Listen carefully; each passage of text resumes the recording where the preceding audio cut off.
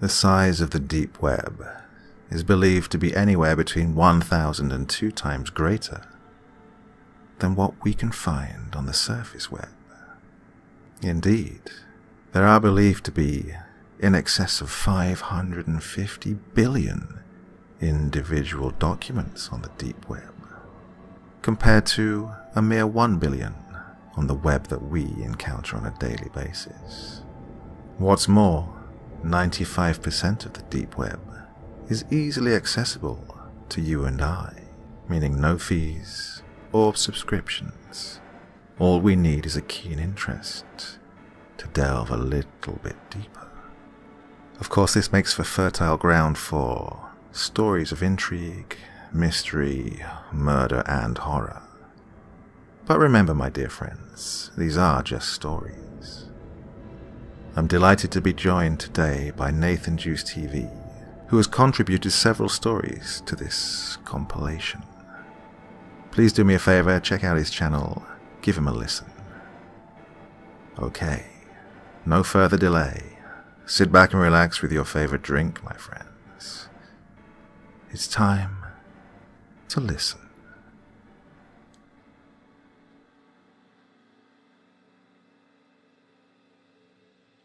Part 1. I'm not a very technological person, and I'm definitely not very skilled with computers. However, I did dedicate about 2 hours to try and download Tor, using as many YouTube tutorials as I could get my hands on. I wasn't interested in deep web surfing, or trying to find anything sick or perverted. I just wanted to get my hands on some drugs as soon as possible.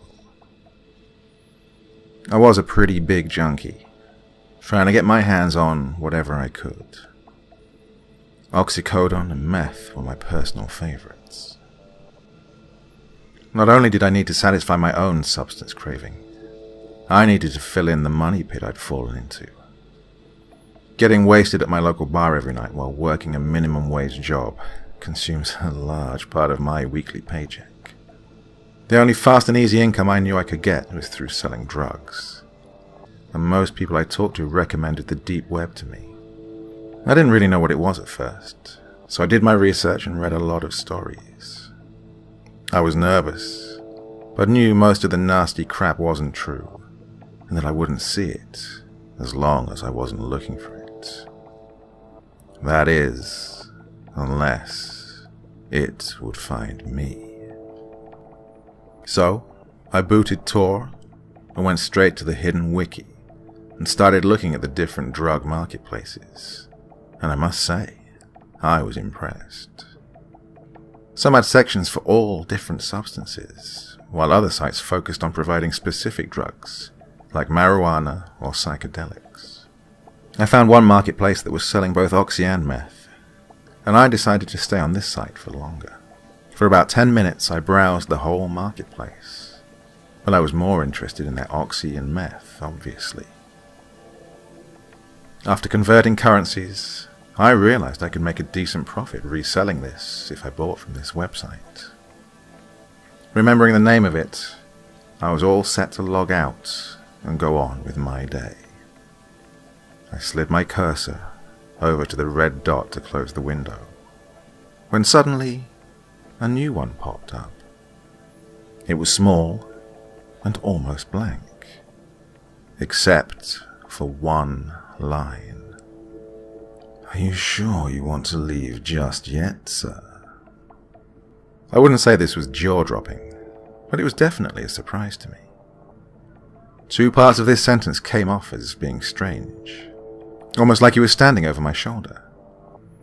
How did he know I was male? And how did he know I was about to leave? Nervously, I responded. "Sadly, I have a few decisions to make before I buy anything." "Well, don't take too long. We like people that come back, Colin." Seeing them type my name was enough to get me to shut down my computer and not turn it back on for another week. The only issue is that I didn't choose to go back voluntarily. About a week following this weird incident, I'd just gotten off of work and was pretty happy. Sitting behind a cash register all day made me hate people, and I just wanted to get home and relax. Maybe pop an oxy or two while I'm at it. On the train ride home, my phone buzzed in my pocket. Now, friends were very limited, and I was not very close with my family, so I don't usually get texts, especially this time of day. Pulling out my ancient iPhone, the 3GS to be exact, I didn't recognize the number at all. It wasn't my area code. I surely realized who this was quickly once I read the message that made me gasp. Hey, I took you to be a man of your word. I believed you when you said you would come back. It's been a week, and I haven't seen your IP log onto the site. What gives? At the next stop, about 3 before my stop, my phone found a new home on the train tracks after it was violently smashed into a steel handle.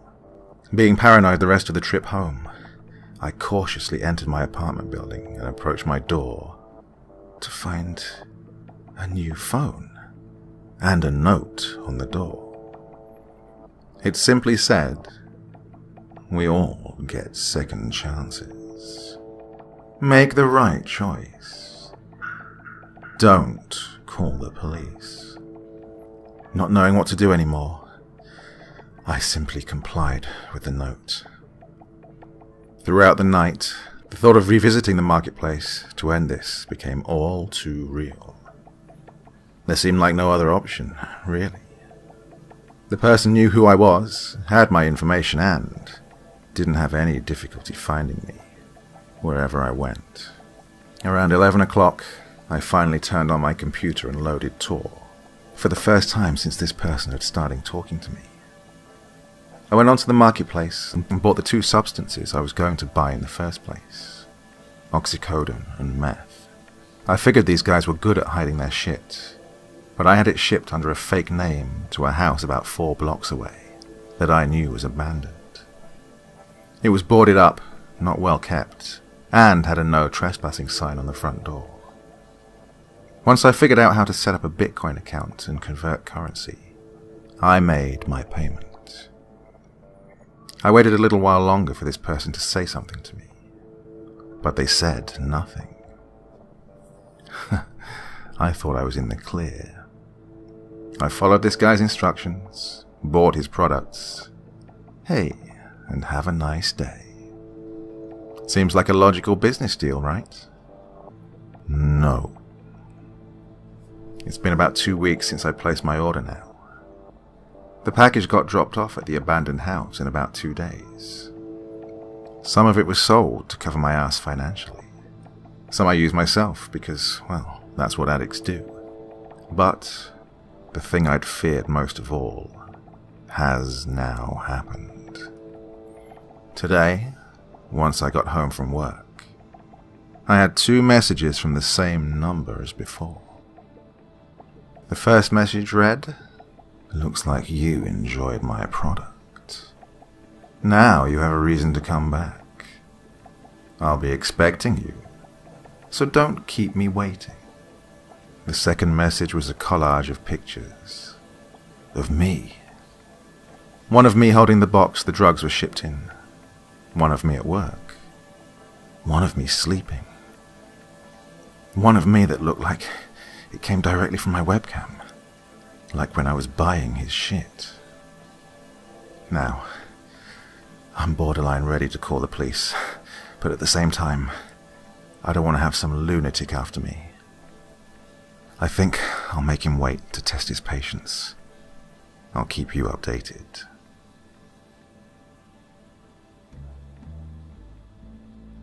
Part 2. Alright, there's a lot to fill you in on. I don't think anyone can see me in here, but I won't stay too long, in case he realizes that he doesn't have his eyes on me. Sure enough, he noticed that I was blatantly ignoring the warning he'd issued me on my last update. So, it's a definite that either himself or someone else is watching me.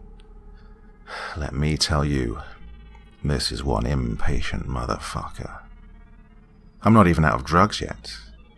I've got enough oxy left for myself, and I made a good chunk of cash off that meth, which I still have a little bit left of. Look, after I finally decided to go and buy this guy's products, I was only intending to do it once. Buy a lot of drugs at once, make money off them, and keep some for myself. He makes a profit, I make a profit, and we both have a happy ending. But, as usual, things just don't want to go my way. Anyways, once I saw the message and the pictures that were at the end of my last update, I decided to get the hell out of my house. I didn't want to be alone and be so easy to be singled out, so I walked about 6 or 7 blocks to the bar I typically drink at. It was a small place that mostly locals went to after work. There were probably no more than 20 people in the place, but it was like a second home to me. Coming here for the first time in about a week wasn't to get pissed drunk or blow off some steam. I wanted to see how far this guy would go. I thought he was crazy already after forcing me to buy drugs off the deep web. But how badly does he need me as a customer? I'm sure there's plenty of college kids ordering off this guy on the daily. Anyways, around 10, I was still in the bar, working down another beer, when I noticed someone walking in, as did most of the other guys in the bar. A young lady, no older than 25, skinny, blonde, and rather tall, with a stunning body, came up next to me to order a drink. The idea struck me, and it was a long shot, but I thought about bringing her home. Obviously, I didn't know if she'd leave with a guy like me, but hey, anything was possible. So I turned to her, and we hit it off really well. We talked and did a few shots in between, and by midnight, she said yes to coming back home with me. Nothing seemed out of the ordinary, yet. We got back and got down to business. Now, I've never been one to brag about my sexual experiences. If you're that curious, then use your imagination. After we finished, we just lied there in my bed. She seemed like she was asleep, and I was pretty happy, so I decided not to wake her up and let her stay the night. I should have woken her up, but I hadn't had company in quite a while. I think it was around 3 when I woke up, to find the girl absent from her spot next to me in bed. I figured she'd gotten up to go to the bathroom or something, but it was pretty clear that another person was in my kitchen. Confused and still half asleep, I walked to my bedroom door and looked down the hallway to see not 1, but 2 people in my kitchen. Thank God they had their backs to me, or they would have noticed me. The kitchen light was dimly lit, making it hard to see, but the girl was talking to a man. He may have been shorter than the girl, but this didn't make him a small guy. I could see his shirt wrap around his arm muscles and show off his arm contours. His hair was a greasy black with some grey here and there, probably in his 40s. Hearing them clearly talk about me and how much I had left of the oxy and meth I ordered last week, I assumed this was the guy who was sending me the messages. Why else would he be here? Not knowing what else to do, I quickly backed into my room and quietly opened my dresser. Now, I kept a decent-sized machete under my clothes in the bottom drawer, in case someone ever broke in. Grasping it in one hand, I entered the kitchen. "What the fuck is going on here?" I exclaimed as the 2 individuals laid eyes on me. A slight grin spread onto the man's face. "Well, it's a pleasure to finally meet you, Colin." Are you the creep that's been stalking me? He laughed. I'm just a businessman looking to secure customers. Sometimes risks have to be taken. At this point, I wanted them both out of my house and out of my life. Forever. Why are you here? I bought your drugs. Lots of them. Just let me move on with my life. See, it's not that simple. My customers always come back to me, and I'll do what it takes to keep it that way. Now, you have a few choices. We will promptly make sure you purchase from me again and continue to do so. As long as you regularly do, you won't see my face ever again.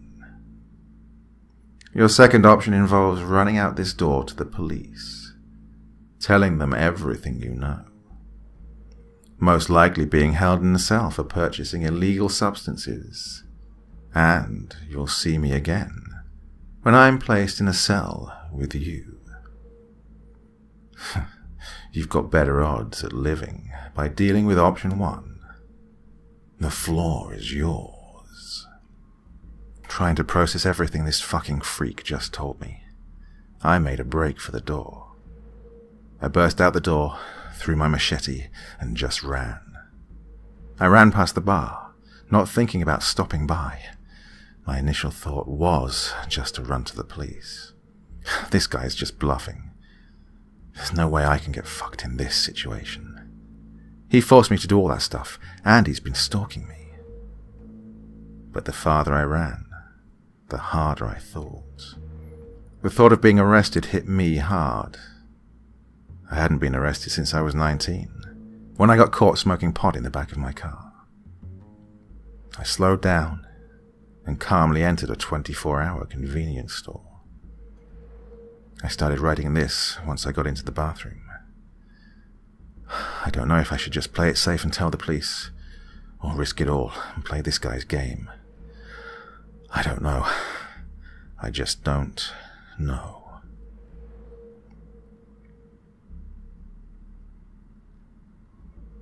Part 3.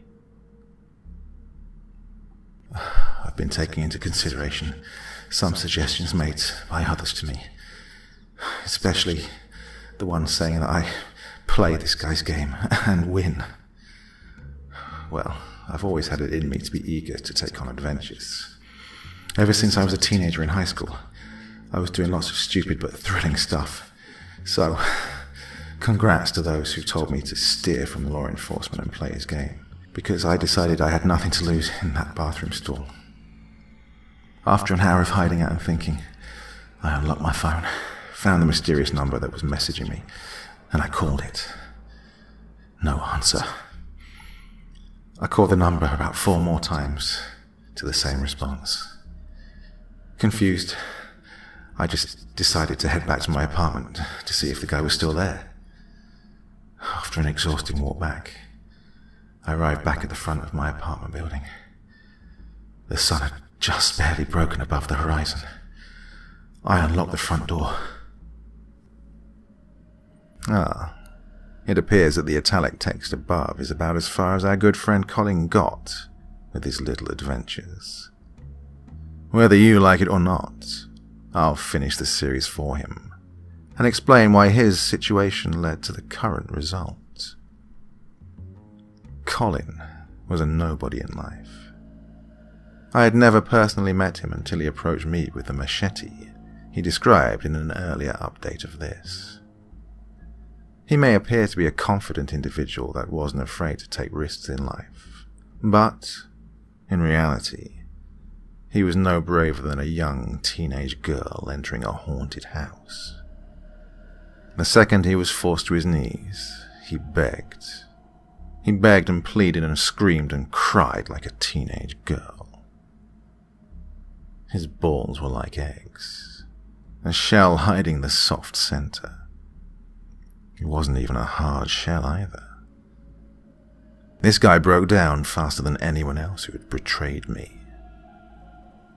Colin didn't care about anyone else in life but himself. He was a parasite. He had spent his life using people to better his own life and decrease the quality of life for others. Money, substances, sexual activity and pride were his main motives.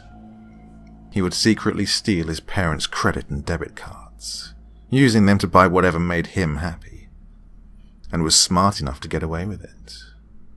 He never had a steady relationship, probably because all he saw in any woman was sex, sex, sex, and more sex. He had no friends. They all realized how manipulative this man was, and they all deserted him. Colin was kicked out of college for a sexual assault accusation, which the file showed to be pretty believable to say the least. He was useless in life. He contributed nothing to society. He used valuable resources that could have been used by more useful and more intelligent individuals that want to better the world and their own community. He was a waste of life. The only reason why I even bothered to involve myself into his life was because he indirectly begged me to. When he first browsed my marketplace, looking for whatever substances he was looking to buy, I was able to spend quite a bit of time researching Colin and realizing that this man was a waste of space. I did what I could to get into his head and involve myself in his life so I could perform more research. Once I knew enough about this man, I decided to proceed and put the target on his back. I'll now explain the rest of the story that Colin was, unfortunately, unable to finish. So, as you can tell, Colin didn't call the police. I knew exactly where he was. I knew he wasn't going to call the police or tell anyone about his situation. At this point, he was so messed up in the head by the entire situation that he believed it was his duty to win. He came back to his apartment hours after we'd already left. I knew he was going to try and kill me too. He spent the next few days preparing to do it, thinking I wouldn't notice the transactions on his credit card. He fell into a trap, to say the very least. He thought it was as simple as inviting me into an empty apartment and blowing my brains out from exactly 216 yards away. That's the exact distance this idiot was from his apartment. The simplicity of my plan was too great, to be honest with you. $500 could get anyone to walk into this guy's apartment, and one unlucky soul did. He wandered into Colin's apartment, unaware he was about to be shot dead in cold blood. The poor fellow didn't even see it coming. Boom! A bullet broke through the second-story window, piercing the man's heart and killing him instantly. He had literally set himself up. He walked over to his apartment and, by the time he realized that it wasn't me, the police were already up the steps. So, Colin is going to rot in a maximum security jail cell for the rest of his life. Well, until he hangs himself or gets a shank to the neck. So, that's the end to this series. Sorry if it's not the ending that you expected or wanted, but hey, you get what you get.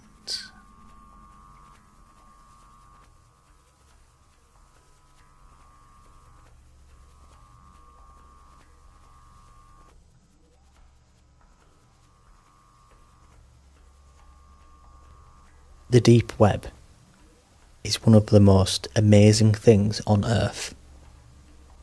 Not because of how joyful it can make people or anything like that, but because it's a completely uncensored view of people.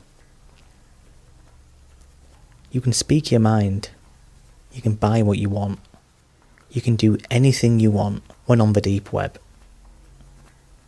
you can have complete and total freedom. Now, I've always been fascinated by the deep web, and at the time the events in the story occurred, I was in college. Lots of people at my campus had really been getting into accessing the deep web. It was almost like a trend. With so many people getting on it, it seemed perfectly safe for me to give it a try. Now, I've always heard of the deep web horror stories. Stories of hacking, stumbling on disgusting sites. These stories were mainly what kept me off the deep web, but with most of the people at my college using it on a normal basis, I decided to give it a go. I asked a friend to come over and help me set it up. When my friend arrived, we opened up my laptop and began to set everything up. He told me that we were going to be using Tor, a program that lets you access the deep web. He also asked me if I was planning on doing anything illegal, to which I replied no. He said that, since I wasn't, we didn't need to install something called Tails, which is apparently some kind of software that makes it more secure if you plan on doing illegal things. A little while later, everything was set up. I had my new IP address, and my friend gave me a brief rundown of what to do and what not to do. He made it very clear that when I was using the hidden wiki, that I kept it on censored mode, so that it would be less likely for me to see something I didn't want to see. After about 2 weeks of using the deep web, I felt like a pro. I'd accessed so many different sites, spoken with some great people, made friends, even bought some weed. I'd become a little bit cocky and was ready to dig deeper into the dark web. I turned off the censored mode on the hidden wiki and began to browse the links. It took a while, mostly because Tor is a bit slow, and many of the links just lead to dead web pages. Eventually though, I stumbled onto a site called All the Gore. It was mainly a big chat room, with many different topics. I had a fairly strong stomach.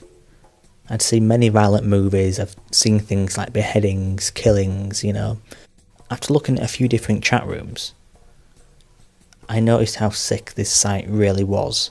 The people in these chat rooms were actual killers, bragging about some of the things they had done. You could also post pictures, and one man by the name of Culture045, he was explaining in detail how he'd broken into someone's house, kidnapped a little girl, and brutally killed her parents by hiding there under the bed, and then opening their throats. He then explained how he brought the little girl back to his house and did unspeakable things to her, beat her, cut her up, and, just some other things you don't even want to know. I didn't think he was telling the truth at first, but then he posted pictures. These were the most horrifying pictures I had ever seen. Close-ups of a poor, 8 or 10-year-old girl being brutally beaten and cut with a knife. Culture kept posting these pictures. The new ones were of the girl tied to a chair, bleeding, crying, throwing up. Then he showed a picture of him with a drill, and he was drilling it into her skull. The most haunting part is that while he was doing it, he was looking at the camera with sheer joy on his face. Now, I'd seen enough, and I typed in the chat room, "You people are sick. You deserve to die. How can you sleep at night?" Immediately, people began making fun of me, saying that I was just as helpless and ignorant as the little girl in the pictures, and I should get off the big boy part of the internet. They began saying I was a pussy, and then Culture045 started to type something in the chat room. He said, "Really? Where do you live, buddy? I'm sure everybody would love to see you on this site." I then made the biggest mistake of my life, and I typed, "I'm calling the police and having this site shut down." Less than a minute later, everything on the site went black, and a new chat box appeared in green. In it, someone named Admin1 typed in the box. He said, "Call the cops, and you will regret it." I didn't type anything in the box and reached out for my cell phone. What happened next still haunts me to this day. My phone said I had one new message. I opened it and it said, "Call the police and you are dead." There was no number. It didn't even say unknown number.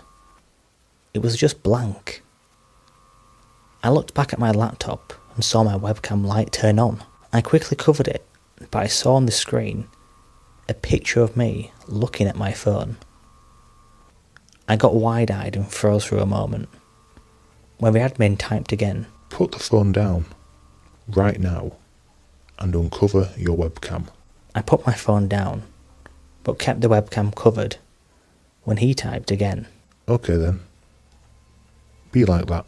Right after, he posted my full name, age, and address in the chat box and typed, "It would be a shame if you and your college buddies went missing, wouldn't it?" I then did as he said and uncovered my webcam. He then told me to follow his instructions on how to make it impossible for me to reach the site again. I followed each and every one. When I finished, I got a text that said, "Now don't even try and come back." Just like before, it had no number. I still called the police from my friend's phone, but they were never able to find the site. If you ever go into the deep web, don't just mindlessly explore, especially if you don't have additional software to keep you more secure. I was a stupid college kid, and I just hope nobody makes the same mistakes I did.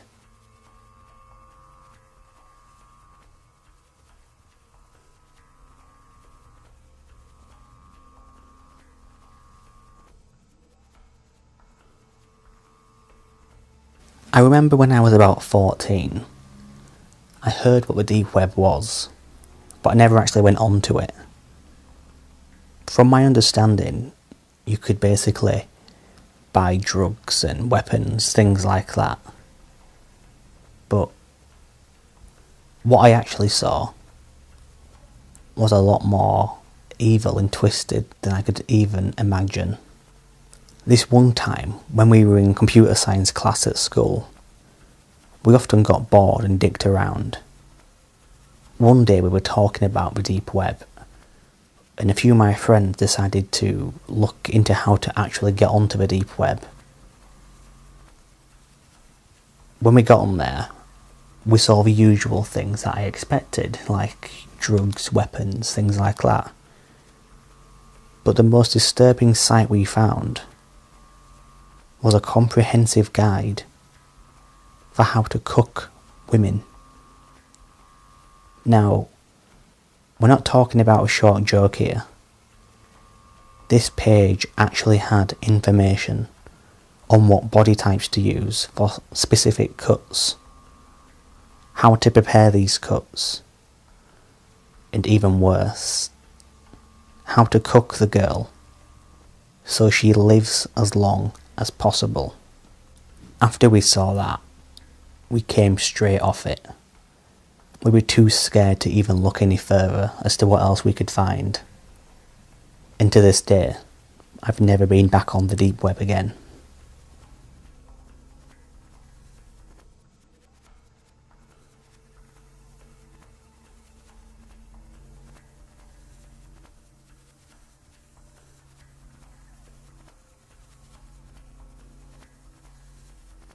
I stumbled upon the folder unintentionally.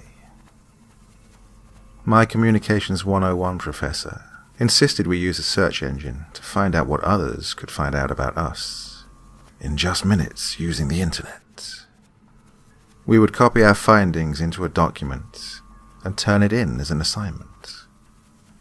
So, at home, Googling my name, I searched through the normal things until the fourth page resulted in the bold blue hyperlink, torrent file, my videos. And under it, the descriptive text read, www. filetorrents.com, index, 100 plus items, a private tracker and torrent club featuring verified torrents, and so on. And then the name of a movie. There it was. My name, in bold, under the torrent link. I read it over a few times. A video file from 2008, available for download. I know I'd never shot a video of myself. I'd never even been recorded with my friends or family that I know of. Never uploaded anything online with a video format, or even had it on my computer. I clicked it, thinking it surely must be another person, coincidentally with my name. A video of them, or just a very over-tagged website. Any one of many common explanations. It redirected me to a one-purpose domain name, with nothing to link to but a downloadable folder containing .raw clips. My curiosity was far greater than my fear of a virus, so I began the download. As it downloaded and processed, I scrolled to the bottom of the page. The small bar of information denoted the author, Lab_Enoch. The last update, yesterday, 2 p.m. EST, and the year of the website's first published online time, 1997. It was obviously an old website, but was still kept updated. The download finished and opened in front of my web browser, nestled in the download section of my computer. Named simply, New Folder. I opened it to reveal dozens of folders containing dozens of raw clips, each labeled with a year, 1997, 98, 99, all the way to 2012. At this point, I was driven purely by curiosity, but I was unsuspicious of what these videos were about. I didn't expect anything malicious, well, maybe a web diary.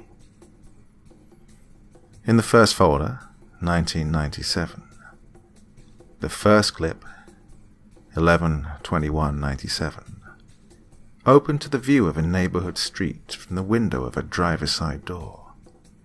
Pleasant enough. Someone was recording as they drove past the houses of a lower-income-looking residential area. You could see the steering wheel and the interior of the car in the poor, older-quality video. The driver was slow through the neighborhood, like a mailman or ice cream truck, stopping occasionally at houses for brief moments. This could be anything from reality video, a camera test, an event file. At this point, the turns he made and houses he passed began to look familiar. I thought nothing of it until he slowed at a house I knew, I recognized. I froze. The camera zoomed in on a child playing in the leaves on a lawn. I can still remember all too clearly. It was me. Or at least, it had to be me. That was my yard, in front of the house I grew up in the neighborhood I knew looked familiar. It was me playing in the raked leaves my father gathered and left near the curb in November of 1997. And this person had a video of it. I exited out of the video, leaving the other 17 minutes and 40 seconds unwatched, and went back to the previous folder. There was a whole screen of videos from 1997. My head raced, mentally searching through all the folders named a certain year. Were they all videos of me? Dozens, well, hundreds of clips of me. What were all these videos of? What am I doing in all of them? When I found the link, it really had been my name, and not some mistake. That was me at my old house in 1997. Oh, dear God, there are more. 98, 99. The website had updated yesterday. The folder, 2012. Not only does this person have video of me as a child, but they have some of me this year, of me yesterday. Oh God, and I never even knew. I frantically clicked on a year and played one of the videos. Me, older now, outside of school, getting dropped off and going into the building. I opened another, without closing the previous one. In this clip, I'm at a friend's house. This is a view from a window, and we're cooking something on the stove. I open another. I'm on my bed, reading a book. The camera is in my bedroom doorway in my house. Another. I'm at a loud restaurant, ordering food at a table of friends. Another.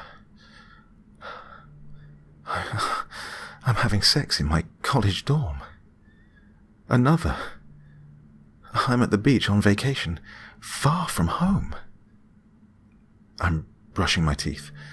I'm asleep at my desk. I'm at the doctor. I'm opening my door. A man is cutting open a woman strapped to a table. Back to the camera. The knife clean cutting the side of the woman from her bare breast to her ankle. Her eyes following the blade, and the blood oozing from the cleaved flesh. And, as she watches the man, eyes wide and horrified, he slices a piece of her calf off and lifts it to his face. I notice she looks similar to me. The web browser deep beneath all the videos and open folders begins to bling repeatedly. All I have open in my browser is the website the videos came from. Panicky, unable to take even breaths, hands violently uneasy and weak, stomach sick and churning, mind dizzy.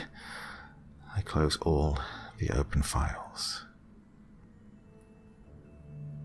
The website's pings grow louder.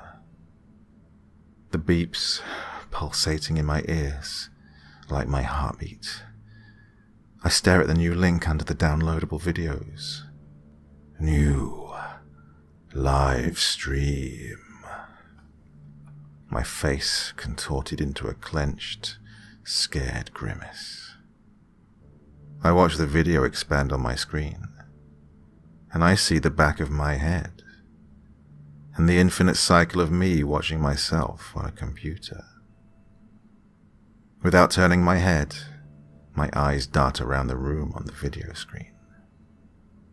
A shadow plays on the wall, and in the reflection on the glossy surface of my computer,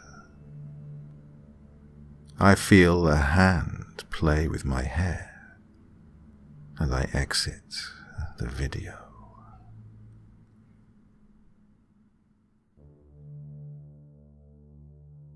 This is a story from a supposed surgeon living in Eastern Europe. He sells something very peculiar on the deep web. His product is living sex dolls.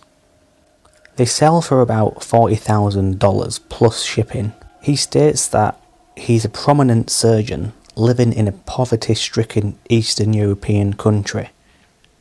He makes donations to a local orphanage and adopts several young girls from ages 6 or so to early teens.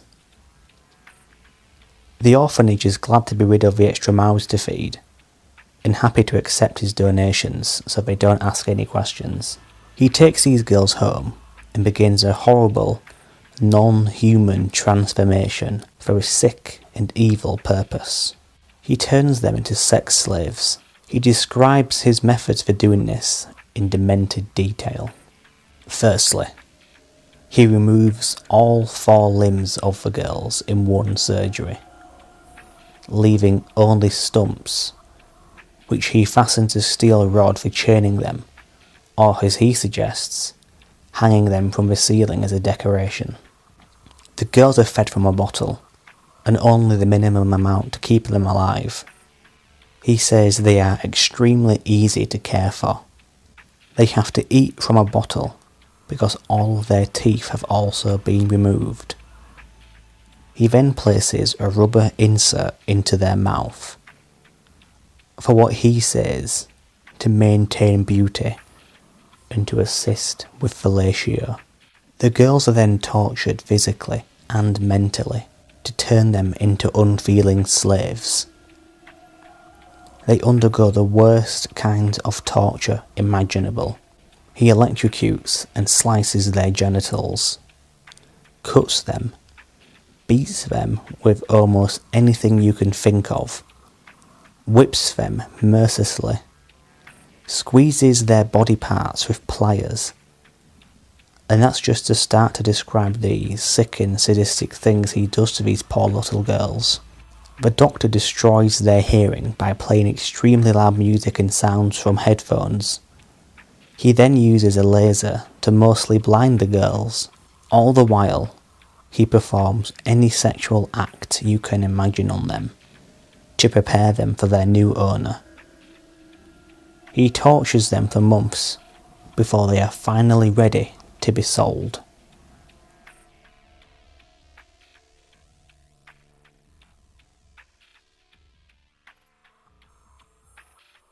I've been using the dark web for quite some time now. My favourite thing to go onto is something called Silk Road. I was buying some illegal substances off Silk Road for a while, when one day I received an inbox message on my personal Twitter account. The person talked about how I was an amateur, and I obviously didn't know how to protect my identity enough, and that they will report me to the police with information about what types of substances I was buying. When I initially called their bluff, they went on to say things like, Oh really?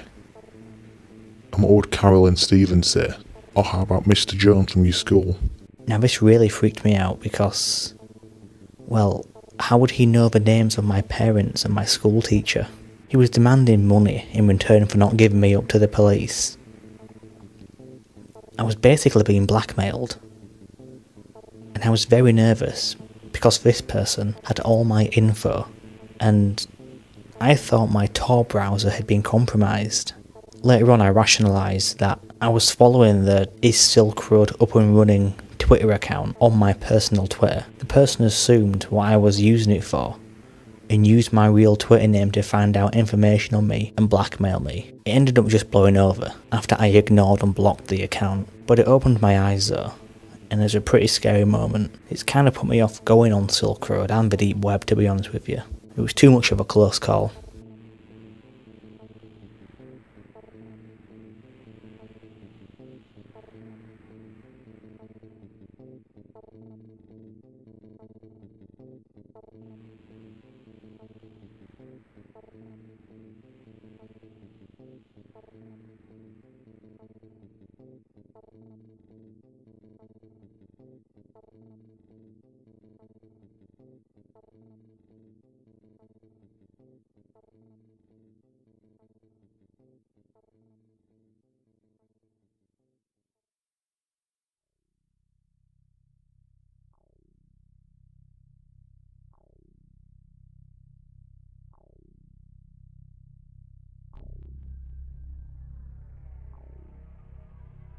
Hey there.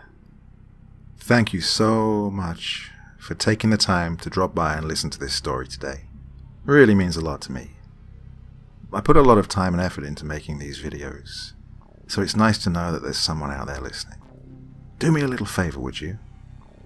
Click that like button, leave a comment, and if you really feel like it, why not subscribe too?